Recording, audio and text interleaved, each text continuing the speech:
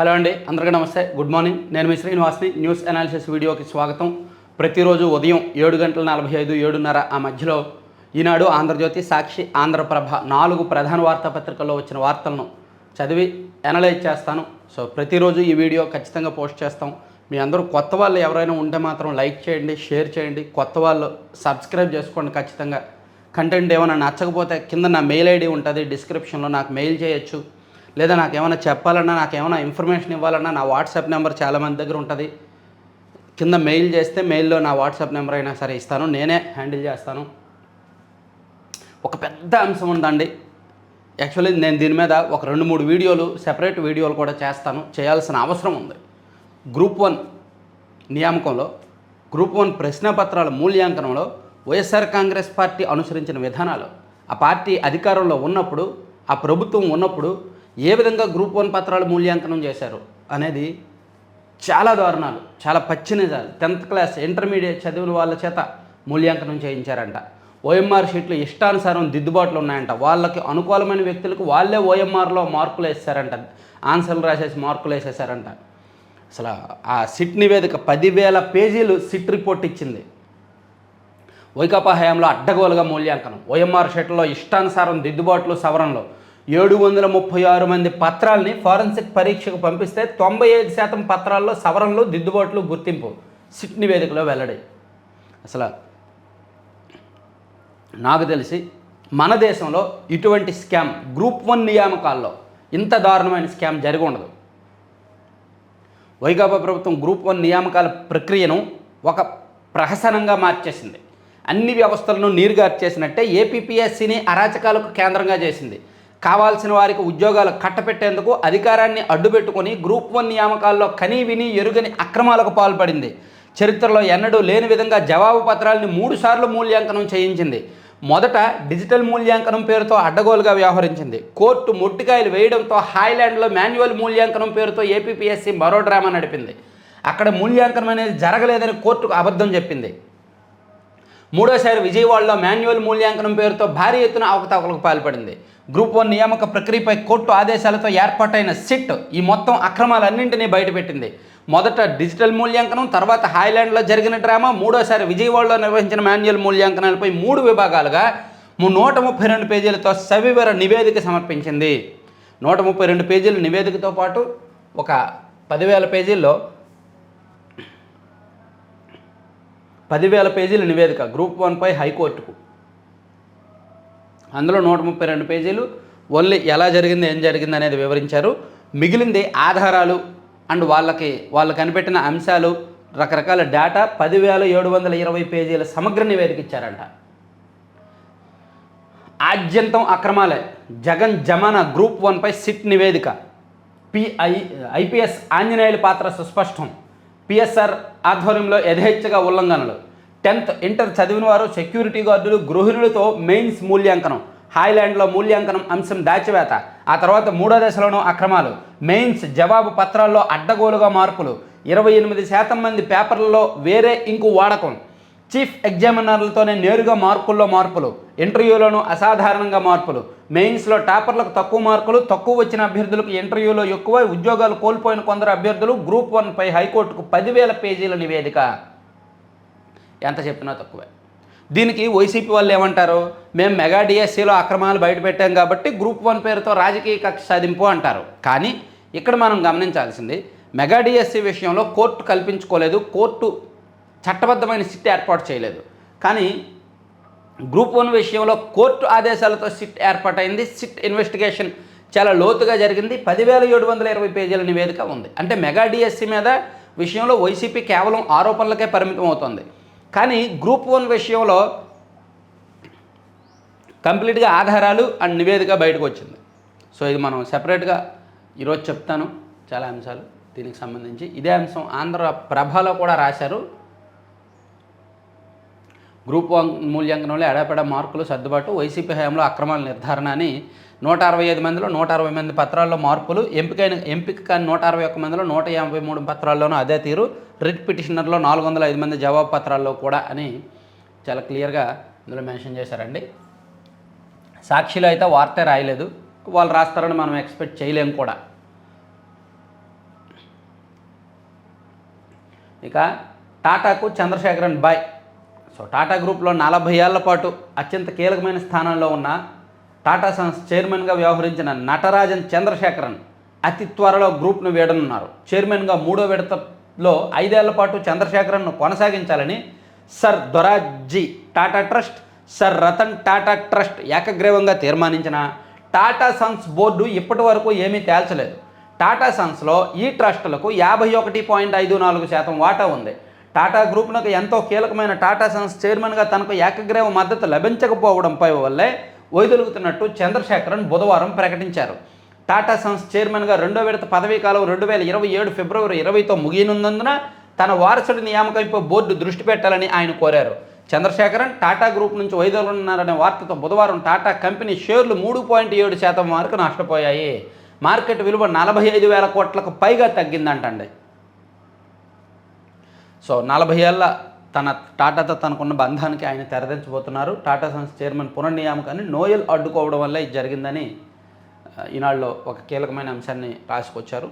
ఇక ఎక్కడికక్కడే బీసీ రిజర్వేషన్లు, స్థానిక బీసీ జనాభా ప్రాతిపదికన ఖరారు, డెడికేటెడ్ కమిషన్ కీలక ప్రతిపాదన. మొత్తం రిజర్వేషన్లో 50% మించకూడదని సూచన.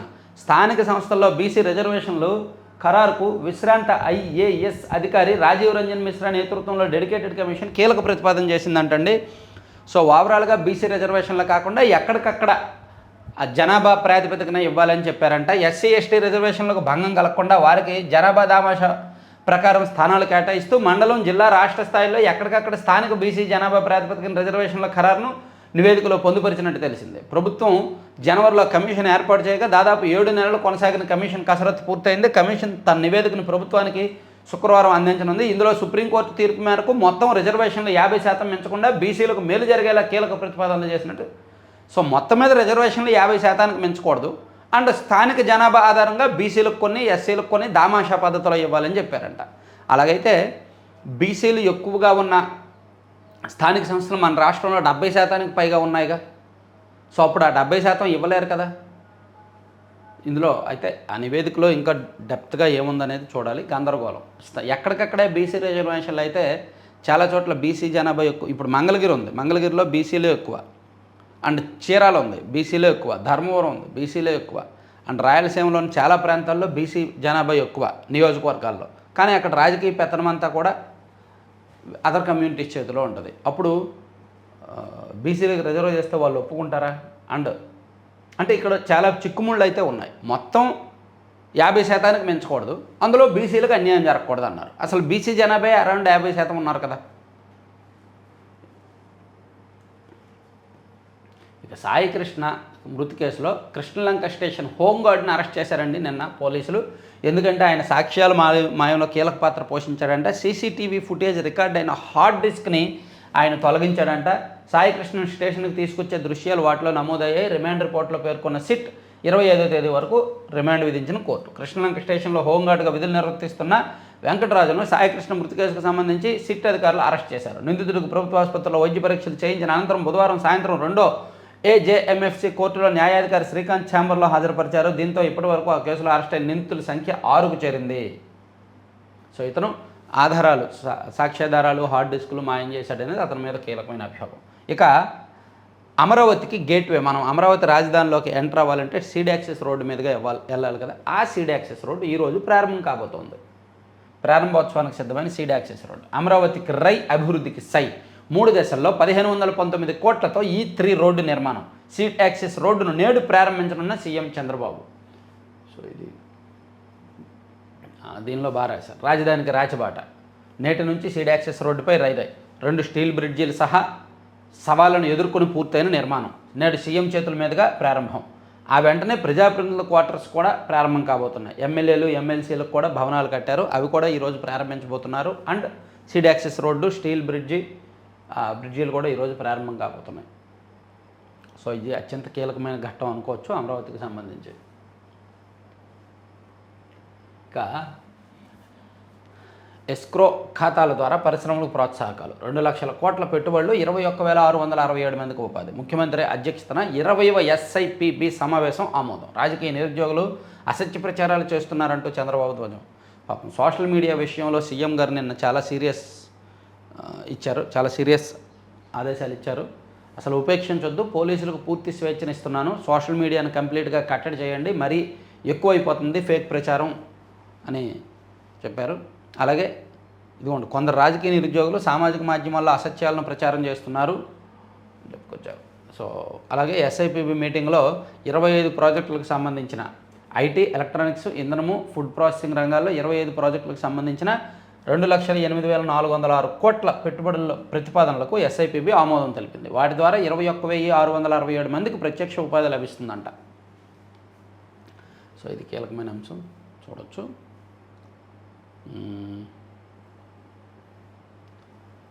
సో ఇదే అంశాన్ని ఆంధ్రప్రభలో గ్రూప్ 1 నియామకాలపై ఇస్తూనే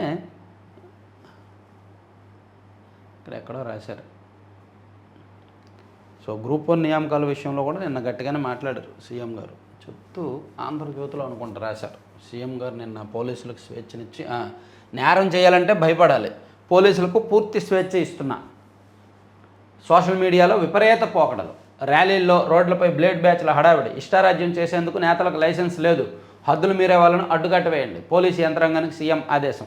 1650 మంది పోలీసులతో నిన్న సీఎం గారు వర్చువల్గా భేటీ అయ్యారు, సమీక్ష చేశారు, శాంతి భద్రతల మీద రివ్యూ చేసి ఫేక్ ప్రచారాల మీద దృష్టి పెట్టండి, గంజాయి బ్యాచ్లు, బ్లేడ్ బ్యాచ్లు పెరిగిపోతున్నారు, వాళ్ళ మీద కూడా కాన్సన్ట్రేట్ చేయండి, సో మీకు పూర్తి స్వేచ్ఛనిస్తున్నాను అని చెప్పుకొచ్చారనమాట.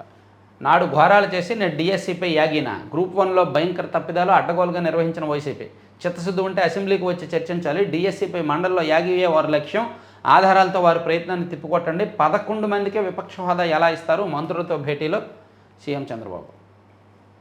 So as usual YSR Congress party నాకు ప్రతిపక్ష నేత హోదా ఇచ్చే వరకు నేను అసెంబ్లీకి రాను అని నిన్న కూడా మరోసారి చెప్పారు. ఆయనకేమో ప్రతిపక్ష నేత హోదా రాదు. ఇదిగో ప్రతిపక్ష హోదా లేని సభలో చేయగలిగింది ఏమీ లేదు, మండలిలో బలం ఉంది కాబట్టి అక్కడ నిలదీయండి, డిఎస్సీనే మనకు తొలి ప్రాధాన్యం. అవును, వెళ్ళండి, మీ 11 మంది ఎమ్మెల్యేలు అసెంబ్లీకి వెళ్ళొచ్చు కదా, అసెంబ్లీకి వెళ్ళి డిఎస్సీ మీద చర్చకు వాయిదా తీర్మానం ఇవ్వండి, చర్చ జరుగుతున్నప్పుడు మీ సబ్జెక్ట్ మీరు చెప్పండి, వాళ్ళ సబ్జెక్ట్ వాళ్ళు చెప్తారు.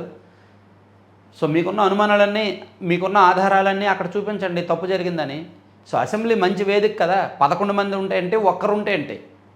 లోక్సత్తా జయప్రకాష్ నారాయణ గారు ఒక్కరే ఎమ్మెల్యేగా పనిచేశారు ఆ పార్టీ నుంచి, బట్ సబ్జెక్ట్ డెలివర్ చేశారు అనేక అంశాల్లో. అలా పార్టీ తరపున మీకు ఉన్నారు కాబట్టి పార్టీ తరపున మీకు ఇవ్వాల్సిన ప్రాధాన్యాన్ని ఇస్తారు. అండ్ ప్రజలు కూడా చూస్తారు, ఉన్న వాళ్ళంతా అధికార పక్షం, ఉన్న ఏకైక ప్రతిపక్షం కాబట్టి 11 మంది ప్రజలు కూడా పట్టించుకుంటారు వైఎస్ఆర్ కాంగ్రెస్ పార్టీ లేవనెత్తే అంశాలను. బట్ వీళ్ళకి అది ఇష్టం లేదు, ప్రతిపక్ష నేత హోదా ఇస్తేనే అసెంబ్లీకి వెళ్తారంట. మరి ఎమ్మెల్యే పదవికి రిజైన్ చేసేయచ్చుగా, ప్రతిపక్ష నేత హోదా నాకు ఇవ్వట్లేదు, నాకు ఎమ్మెల్యే పదవి కూడా వద్దని. ఇక మైమరిపించాలా, మదిని దోచాలా, పర్యాటక రంగంలో ఆధునిక అనుభూతులు, స్వదేశ్ దర్శన్లో 152.40 కోట్లతో సరికొత్త అమలు, సముద్ర పాలాల సవ్వడి, అరకు సమీపంలో బొర్రా గుహలు, బౌద్ధ వారసత్వ కట్టడాలు పర్యాటకులను సరికొత్త అనుభూతులను పంచాలా రాష్ట్ర ప్రభుత్వం తీర్చిదిద్దుతోంది. పర్యాటక ప్రదేశాలను కేంద్రం సాయంతో అభివృద్ధి చేస్తోంది. నిన్నగాక మొన్న ఒక వార్త చదివాం, 1800 కోట్లతో రాష్ట్రంలో పులికాట్ సరస్సును అభివృద్ధి చేయబోతున్నారు, అలాగే అరకు లోయలో ట్రెక్కింగ్ ఏర్పాటు చేయబోతున్నారని. 1800 కోట్లు. సో ఇప్పుడు ఏం చేస్తున్నారంటే నాగార్జున సాగర్ దగ్గర బుద్ధిస్ట్ ఎక్స్పీరియన్స్ సెంటర్ నిర్మాణం చేస్తున్నారంట, అలాగే బొర్రా గుహల్లో విద్యుత్ కాంతులు పెడుతున్నారంట. మొత్తం మీద పర్యాటక ప్రాజెక్టులకు 152.40 కోట్లతో హంగులు దిద్దుతున్నారని రాసుకొచ్చారు. ఇక ఇది సంగతి. కార్టూన్ చూడండి, అసెంబ్లీకి రాని ఎమ్మెల్యేల జీతాలు వెనక్కి తీసుకోవాలి, స్పీకర్ అయ్యన్న పాత్రుడు. అలా ఎలా అంటారు సార్, కనీసం ఈ విషయం చర్చించడానికైనా అసెంబ్లీకి వెళ్దాం. జగన్మోహన్ రెడ్డి గారు, వైసీపీ ఎమ్మెల్యేలు కనీసం జీతం గురించి చర్చించడానికైనా మనం అసెంబ్లీకి వెళ్దామని చెప్పి ఎమ్మెల్యేలు అడుగుతున్నారంట. అంటే వాళ్ళకి జీతమే ముఖ్యం ప్రజా సమస్యల కంటే అని సెటైరికల్గా గట్టిగానే రాశారు. నెక్స్ట్ పేజీకి వెళ్తే, కారు కొనే ముందు కొనేద్దాం, pre delivery inspection trend. Yes, PDI అని ఖచ్చితంగా చేస్తున్నారు. ఇప్పుడు కారు కొనే ముందు ఆ చెక్ చేస్తున్నారు చాలామంది. పీడిఐ యాక్చువల్లీ కారు షోరూముల వాళ్ళే, ఆ కంపెనీ వాళ్ళే పీడిఐ చేసి మనకి ఇన్స్పెక్షన్ రిపోర్ట్ ఇస్తారు. మనం ఆ రిపోర్ట్ ఖచ్చితంగా చూడాలి. ఒకవేళ అది లేని పక్షంలో మనం ప్రైవేట్గా కూడా పీడిఐ చేయించుకోవచ్చు. కార్ దేకో లాంటి రకరకాల స్టార్టప్స్ ఉన్నాయి, వాళ్ళు పీడిఐ చేసి మనకు ఒక సర్టిఫికేట్ ఇస్తారనమాట. ఈ రోజుల్లో చాలామంది కారు నిత్యావసరంగా మారింది. కొత్త కారు కొందామని షోరూమ్కి వెళ్తే విభిన్న మోడల్లో కర్రలతో మురిపిస్తుంటాయి. ఓసారి కారు పత్రాలపై సంతకం చేశాక పూర్తి బాధ్యత మనదే. కానీ నేటి తరం కొనుగోలుదారులు ఫ్యూచర్లో ధరలతో పాటు నమ్మకానికి ప్రాధాన్యం ఇస్తున్నారు అని చాలా అంశాలు చెక్ చేసుకోవాలని ఇచ్చారనమాట. ఇక ప్రకాష్ రాజ్ ఏది మీ చిరునామా స్పందించిన ఎన్నికల సంఘం. ప్రకాష్ రాజ్ని పట్టించుకోవడం మంచిదండి, పట్టించుకోకపోవడం మంచిది. ఆయన కావాలని మీడియాలో హైప్ అవ్వడానికి, సోషల్ మీడియాలో వైరల్ అవ్వడానికి ఆయన కావాలని పిచ్చి పిచ్చి ఆరోపణలు చేస్తున్నాడు. సినిమాల్లో నటించినట్టే బయట కూడా నటించేస్తున్నాడు ఆయన డైలాగులు. ఆయన ఇక 3 విమానాశ్రయాల్లో 6 FTOలు. ఈ నెలలో కర్నూలు విమానాశ్రయంలో FTO ప్రారంభం. 6 నెలల్లో రాజమహేంద్రవరంలో మరో 2 అందుబాటులోకి. కడపలో ఏర్పాటుకు AAI టెండర్లు. రాష్ట్రంలో కొత్తగా 6 పైలట్ శిక్షణ కేంద్రాలు ఏర్పాటు కానున్నాయి. రాష్ట్ర విమానాశ్రయాల అభివృద్ధి సంస్థ నిర్వహణలో కర్నూలు విమానాశ్రయంతో పాటు కేంద్ర ప్రభుత్వ రంగ సంస్థ అయిన ఎయిర్పోర్ట్ అథారిటీ ఆఫ్ ఇండియా నిర్వహణలో రాజమహేంద్రవరం, కడప విమానాశ్రయాల్లో కూడా వాటిని ఏర్పాటు చేయబోతున్నారంట. తిరుపతి విమానాశ్రయంలోనూ FTOల ఏర్పాటుకు అనుమతులు ఇచ్చే అంశాన్ని అధికారులు పరిశీలిస్తున్నారంటండి. ఇక రేణిగుంట విమానాశ్రయంలో వీసా సేవలు. తిరుపతికి వచ్చే విదేశీయులకు మేలు, తీరనున్న రాయలసీమ వలస కార్మికుల కష్టాలు. సో రాయలసీమలో వలస కార్మికుల కష్టాలు తీర్చడానికి రేణిగుంట విమానాశ్రయంలో వీసా ఇవ్వబోతున్నారు. ఇక నేడు ఆన్లైన్లో వరలక్ష్మి వ్రతం టికెట్లు విడుదల. తర్వాత రాజకీయ ప్రయోజనాలకే వైకాపా ఆరోపణలు. మెగా డిఎస్సికి మద్దతుగా ఉపాధ్యాయుల ఆత్మగౌరవ సదస్సు. ఎస్, చేయాలి. నిజంగా ఉపాధ్యాయుల ఆత్మగౌరవం మీద దెబ్బే వైఎస్ఆర్ కాంగ్రెస్ పార్టీ వాళ్ళు చేస్తున్నది. కష్టపడి ఏళ్ల తరబడి కష్టపడి చదివి, కష్టాలను ఓర్చి చదివి ఉపాధ్యాయులుగా ఉద్యోగాలు పొందిన 15,941 మంది ఆత్మగౌరవం మీద వైసీపీ కొడుతున్న దెబ్బ మెగా డిఎస్సి మీద వాళ్ళు చేస్తున్న పోరాటం. ఎందుకంటే వీళ్ళల్లో 95% అబోవ్ కష్టపడి చదివిన వాళ్ళే. ఆ 5% తప్పులు జరిగితే జరిగి ఉండొచ్చు, కానీ మొత్తం నియామకాన్నే తప్పుపడడం వైసీపీ అవివేకం, అజ్ఞానం. వాళ్ళకి అది అర్థం కావట్లే ఆ విషయం. సో గ్రూప్ 1 నియామకాల్లో సిట్ నివేదిక ఉంది. నేను అది మళ్ళీ చదువుతా డీటెయిల్డ్గా ఈ వీడియో సెపరేట్గా చేస్తాను. సో ఎవరి పాత్ర ఏంటి అనేది మొత్తం ఒక ఫుల్ పేజీలో రాశారు. అదంతా మనం ఇప్పుడు చూడలేము. ఇక Tata Sons chairman good bye అనేది రాశారు. తర్వాత ఉప్పాడ తీరంలో రక్షణ గోడ నిర్మాణానికి మద్రాస్ IIT ఆధ్వర్యంలో డిజైను DPR 323 కోట్లతో నిర్మాణం. నవంబర్ నుంచి పనులు. ఉప ముఖ్యమంత్రి పవన్ కళ్యాణ్ సమక్షంలో అవగాహన ఒప్పందం అంట. కాకినాడ జిల్లా పిఠాపురం నియోజకవర్గంలో ఉప్పాడ తీర ప్రాంతంలో 323 కోట్లతో సీ ప్రొటెక్షన్ వాల్ ఒకటి ఏర్పాటు చేయబోతున్నారు కదా. దానికోసం డిజైన్, సమగ్ర రక్షణ, DPR విషయంలో నిన్న డిప్యూటీ సీఎం గారు భేటీ అయ్యారు. ఇక పోలీసుల మీద దాడులకు తెగబడుతున్నారు. మహిళా పోలీసుల్ని లక్ష్యంగా చేసుకుంటున్నారు. రాజకీయ ముసుగులో రౌడీజం, శాంతి భద్రతలపై సమీక్షలో వైకాపా నేతలపై సీఎం చంద్రబాబు ధ్వజం. లిథియం గాలియం నిక్షేపాల అన్వేషణకు NGRIతో ఒప్పందం. ఏనుగుల నుంచి రక్షించే ఫామ్ గార్డ్. రాజధాని ప్రాజెక్టుల ప్రారంభోత్సవానికి డిప్యూటీ సీఎంకు మంత్రి నారాయణ ఆహ్వానం. విశాఖలో జరిగే ఏనుగుల దినోత్సవానికి హాజరవ్వాల్సి ఉందని పవన్ కళ్యాణ్ వెల్లడి. అయితే ఈరోజు రాజధాని దీనికి పవన్ కళ్యాణ్ గారు వెళ్ళరన్నమాట. ఇక అసెంబ్లీకి రాని వాళ్ళు ఎమ్మెల్యేలు ఎలా అవుతారు? ఇలాంటి వారిపై చర్యలు తీసుకోవడంపై పార్లమెంట్ నిర్ణయం కోసం వేచి చూస్తున్నాం. శాసనసభాపతి చింతకాయలు అయ్యన్న పాత్రుడు.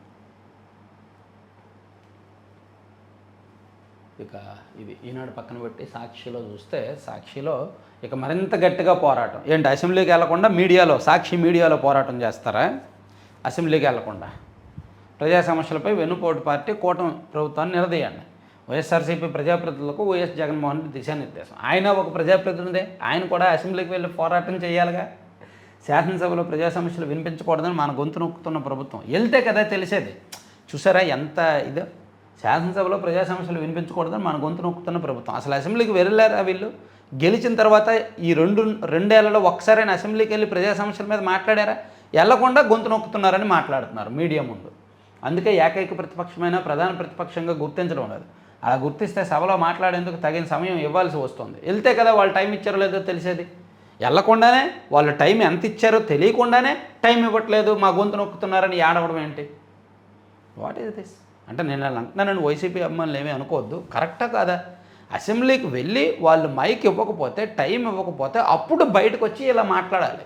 ఒక్కసారి కూడా అసెంబ్లీకి వెళ్ళాల, ఒక్క సెషన్స్ కూడా వెళ్ళాల, ఒక 2-3 రోజులు ఏకదాటిగా అసెంబ్లీకి వెళ్ళకుండానే గొంతు నొక్కుతున్నారు, టైం ఇవ్వట్లేదు, ఇవన్నీ. సో అందుకే రోజుకి వైసీపీ మీద వ్యతిరేకత పెరగడానికి ఇటువంటి వ్యవహారాలే కారణం. ఇక ఈరోజు కర్నూలు వెళ్తున్నారంట, రెడీ చేసుకోవాలి. అక్కడ జనం పాపం జాగ్రత్త కర్నూలు జనం. పరామర్శ తప్పు కాదు, జనాల్ని తోలుకురావడం తప్పు కాదు, బట్ అక్కడ శృతి పెంచడమే తప్పు. ఈ బైక్ స్టంట్లు చేయడం, గంజాయి బ్యాచ్ని ఎంకరేజ్ చేయడం, రప్ప ఫ్లెక్సీలు కట్టడం, ఎదుటి వాళ్ళని రెచ్చగొట్టడం, పోలీసుల మీదకి తిరగబడడం అవి తప్పు. ఇక రీల్స్ యుగంలో షార్ట్కట్లు వద్దు. ప్రధాని మోదీ వ్యాఖ్య. మాజీ రాష్ట్రపతి కోవింద్ ఆత్మకథ ఆవిష్కరణ కృతనిశ్చయానికి నిదర్శనమని ప్రశంస. జమిలితో ప్రజాస్వామ్యంలో కొత్త అధ్యాయం. ఇక స్థానిక సంస్థలకు సైరన్. ఓటర్ల జాబితాలు, పోలింగ్ కేంద్రాలు, రిజర్వేషన్లు కసరత్తు సురు. 17 కార్పొరేషన్లు, 82 మున్సిపాలిటీలు, 24 నగర పంచాయతీల్లో ఓటర్ల జాబితాలకు షెడ్యూల్. సెప్టెంబర్ 3లోగా డివిజన్లు, వార్డుల వారీగా ఓటర్ల జాబితాలు ప్రకటన అంట. నింగిలోకి నిత్యావసరాల ధరలు. రాష్ట్రంలో నెల పెరిగిపోతున్న ద్రవ్యోల్బణం. అత్యధిక ద్రవ్యోల్బణంలో దేశంలోనే ఏపీ 2వ స్థానం. ఆహార ద్రవ్యోల్బణంలో ఏపీఏ 1వ స్థానం. జూన్ నెలను మించి జూలైలో పెరుగుదల. రాష్ట్రంలో జూలైలో సాధారణ ద్రవ్యోల్బణం 5.72%. పట్టణాల కన్నా గ్రామీణ ప్రాంతాల్లోనే ధరలు అధికం. చాలా దారుణం. ద్రవ్యోల్బణం పెరిగిపోయి ఇక టార్గెట్ వైఎస్ఆర్సీపీ సోషల్ మీడియా కట్టడి.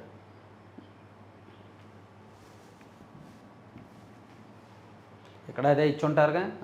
ఇక మరింత గట్టిగా పోరాటం. అసెంబ్లీకి వెళ్ళము కానీ మీడియా ముందు పోరాడతాం.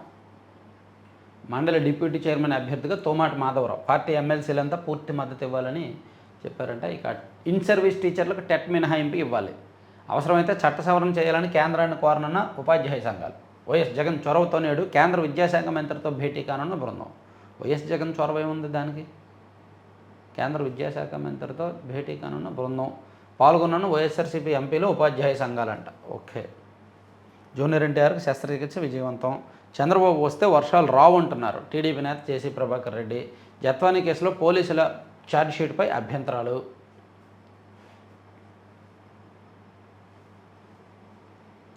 ఇందులోకి నిత్యావసరాల ధరలు బాగా పెరిగిన అంశాన్ని బాగా హైలైట్ చేశారు. ఇక అప్పుల బాధతో రైతు. వైఎస్ఆర్ కడప జిల్లాలో సుబ్బారాయుడు అనే రైతు అప్పుల బాధతో స్వీయ మరణం. తర్వాత డిఎస్సిపై మండలిలో ప్రభుత్వాన్ని నిలదీస్తాం. శాసనసభలో నిలదీయొచ్చుగా ఉన్న 11 మంది వచ్చి. అయితే మండలిలో నిలదీయడం మంచిదే. నిలదీస్తే అక్కడైనా లోకేష్ గారికి ట్రాన్స్పరెన్సీ నిరూపించుకునే అవకాశం వస్తుంది. పూర్తి అనుమానాలను నివృత్తి చేసే అవకాశం వస్తుంది. ఇక బీట్స్ అండ్ మినరల్స్కు విలువ జోడించాలి. అదాని బృందంతో CM Chandrababu. Adani data centre, IT plaque master plan వివరించిన ప్రతినిధులు. మాజీ మంత్రి సీదిరి సతీమణి ప్రశ్నకు బదులేదు వైఎస్ఆర్సీపీ అధికార ప్రతినిధి ఆర్ఎస్ శ్యామల. బుర్ర ఉండదు.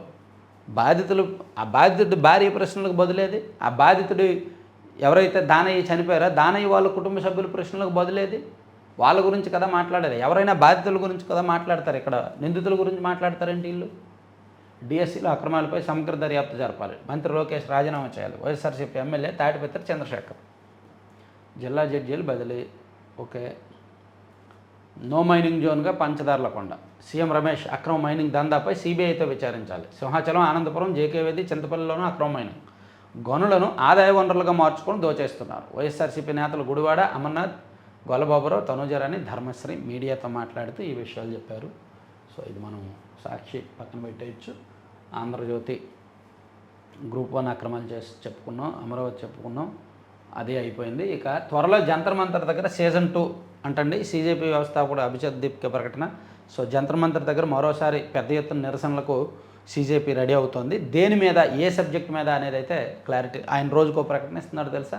నిన్నేమో పాఠశాలలు, బడులను బాగు చేద్దాం పదండి, ఒక ఉద్యమాన్ని తీసుకుందామని. ఇంకోసారి ఏమో బీజేపీకి వ్యతిరేకంగా నరేంద్ర మోదీ గారు రాజీనామా చేయాలని చెప్పి మోదీ గారి మీద విపరీతంగా మాట్లాడుతున్నాడు. అంటే ఆయనకు షార్ట్కట్లో పెద్దోడైపోయాడు ఆయన అభిజిత్ దీప్కే. నేషనల్ మీడియా అంతా అతను ఏం చెప్తాడని ఫోకస్ పెడుతోంది. సోషల్ మీడియా అతను చూస్తోంది. షార్ట్కట్లో అతను ఎదిగిపోయాడు ఒక 3 నెలల్లో. దాంతో అతను స్థాయికి మించి, పరిమితికి మించి మాట్లాడుతున్నాడు. ఎక్కడో ట్రాక్ తప్పాడేమో అనిపిస్తోంది. చూద్దాం రెండో అంశం ఏ సబ్జెక్ట్ ఎంచుకుంటారో అనే దాన్ని బట్టి వాళ్ళని మనం డిసైడ్ అవ్వాలి. అప్పుడే మనం డిసైడ్ అవ్వద్దు. ఇక అమెరికా యుద్ధ నౌక అబ్రహాం లింకన్లో రక్తపాతం. 7 మృతి. ఇరాన్ మీడియా కథనం. నౌకాదళ సిబ్బంది మధ్య పరస్పర దాడులు. నీట్ పీజీ పరీక్షా కేంద్రాలపై గందరగోళం. తప్పుడు కేంద్రాల పేర్లతో అభ్యర్థులకు ఎస్ఎంఎస్లు. వారి నివాస ప్రాంతాల నుంచి 2000 కిలోమీటర్ల దూరంలో కేంద్రాలు. వామ్మో.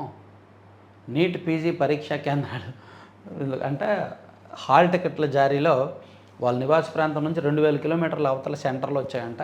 అది సాంకేతిక సమస్యలు అని చెప్పి బోర్డు చెప్తోంది. ఇక జస్టిస్ వర్మ నేరస్తుడే. ఆయన మీద వచ్చిన ఆరోపణలన్నీ రుజువయ్యాయి.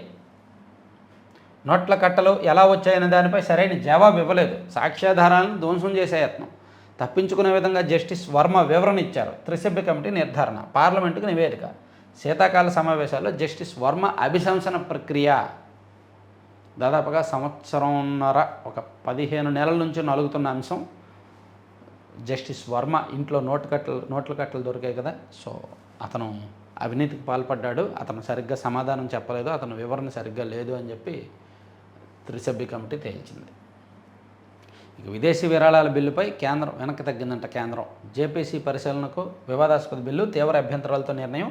విపక్ష సభ్యుల నినాదాల మధ్య లోక్సభలో తీర్మానం ప్రకటించిన సర్కారు.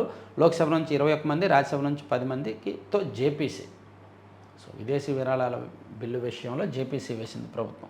ఇక శ్రీశైలంలోని నిలకడగా నీటి ప్రవాహం 183 టీఎంసీలు నీళ్ళు ఉందాయంట. శ్రీశైలంలో 183 టీఎంసీలు. ఇన్ఫ్లో కొనసాగితే 5-6 రోజుల్లో డ్యామ్ నిండే అవకాశం. పంటంతా అమ్ముకున్నాక భారీగా పెరిగిన పత్తి ధర. నాడు క్వింటాకు 6,000 కూడా రాలేదు, నేడు 10,000 దాటిన ధర. పాపం పండించిన రైతులు వాళ్ళ దగ్గర పంట ఉన్నంతకాలం అమ్మేశారు, తక్కువ రేటుకి అమ్మారు, 6,000 చొప్పున కూడా రాలేదు రేటు, ఇప్పుడు 10,000 పలికిందని చెప్పి ఒకటి రాశారు. ఇక మొరాయించిన పంటల బీమా పోర్టల్ 3 రోజుల్లో ముగియనున్న గడువు. సభకు రాని వాళ్ళు ఎమ్మెల్యేలుగా ఎందుకు, వైసీపీ ఎమ్మెల్యేలకు జీతాలు ఎందుకు ఇవ్వాలి? స్పీకర్ గారు. ఇక పల్లెల్లో పరిశ్రమలు, గ్రామీణ ప్రాంతాలు అభివృద్ధి చెందేలా ప్రాజెక్టులు ఏర్పాటు అవ్వాలి. ఎస్క్రో ఖాతాలు ప్రోత్సాహకాలు. ఉత్తరాంధ్ర డేటా సెంటర్లకు 3.5 టీఎంసీలు చాలు. డిసెంబర్లో మూలపేట పోర్టు ప్రారంభించాలి. రాష్ట్రంలో డిఫెన్స్ ప్రాజెక్టులు జాతికి గర్వకారణమని సీఎం చంద్రబాబు గారి నేతృత్వంలో ఎస్ఐపిబి మీటింగ్ను ఒకటి రాశారు.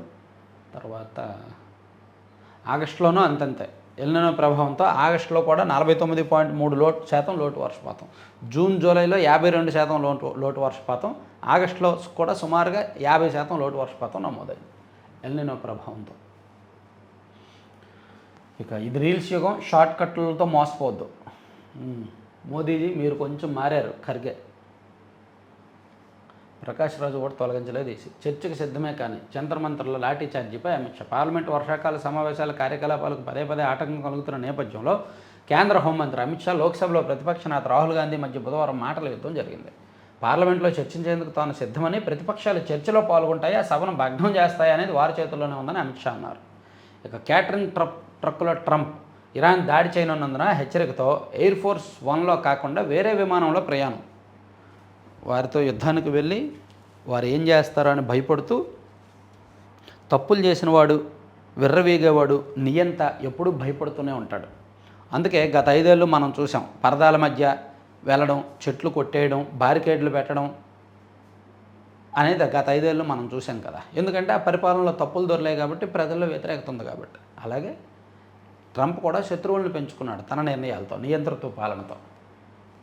ఇదిగోండి, ఇరాన్ దాడి చేయనుందన్న హెచ్చరికలతో ఎయిర్ ఫోర్స్ 1లో కాకుండా వేరే విమానంలో అంటే అతను ఉనికి కూడా ప్రత్యర్థులకు తెలియకుండా, అతను ఏ విమానంలో వెళ్తున్నాడు అనేది తెలియకుండా దాక్కుని వెళ్ళాడు. నిజమేనని అంగీకరించిన ప్రెసిడెంట్. గత నెల అంకారా నుంచి తిరుగు ప్రయాణంలో జరిగిన ఘటన. త్వరలో జంతర్ మంతర్. వైసీపీ కార్యకర్తను చంపింది ఆ పార్టీ వర్గీయులే. ఆ పార్టీ వాళ్ళని చంపేస్తున్నారు. సరే, ఆంధ్రజ్యోతి పక్కన పెడితే ఆంధ్రప్రభ ఆల్మోస్ట్ చెప్పుకున్నవి కాకుండా వేరే చూద్దాం. చర్చ రచ్చ, ప్రసంగాలు వద్దు.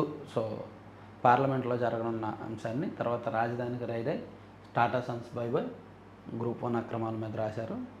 ఇక శ్రావణ శోభ, శుభకార్యాల సందడి, పెళ్లి బాజాలు, పండుగల సందడి, వ్యాపారాలు కొత్త కళ. ఆగస్టు 15 నుంచి వివాహ ముహూర్తాలు, వరలక్ష్మి వ్రతం, రాఖీ, కృష్ణాష్టమితో పండుగల పరంపర.